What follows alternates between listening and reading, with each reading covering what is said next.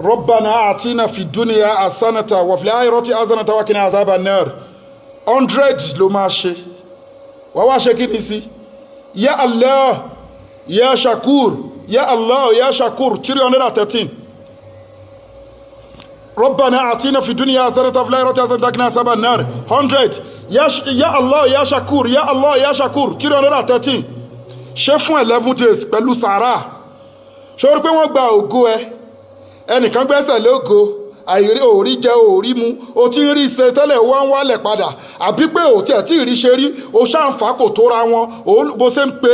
ṣe ń ṣe gbogbo ẹ̀ eléyìí kọjá àṣejẹ́ ó kọjá ìwẹ̀ odò orúkọ ọlọ́run lélẹ̀ àtàyà Al-Qur'ani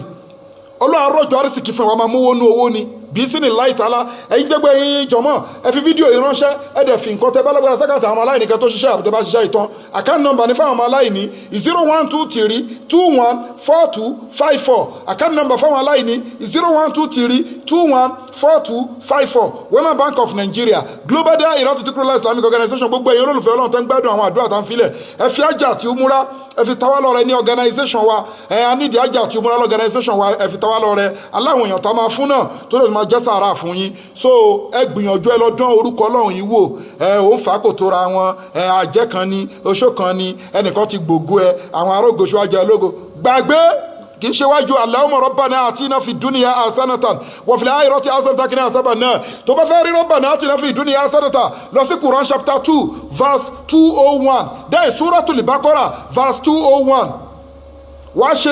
rabbana atina fi dunya wàá ṣe nígbà 100 wàá ṣe ya Allah ya Shakur 313 máa ṣe every day at any time kó dẹ̀ ṣe kí ni kó ṣe fún 11 days kó dẹ̀ máa ṣe sàárà ẹ̀ bisimilayi ta'ala ọ̀nà àṣì ní adùn ayọ̀ akún so gbogbo ẹni tó bá ní ìbéèrè ẹ WhatsApp wa lórí +2761295638 gbogbo ẹni tó bá jẹ́ pé ogun ayé ń dá láàmú ó wà lórí àìsàn ọlọ́jọ́ pípẹ́ ó ti lògùn sí kò lọ́wọ́ ayé nú lẹ́sà ayé nú ẹlòmíì ń bẹ ọlọ́run bá fọ́mọ ẹlòmíì wọ́n ń bá fa ni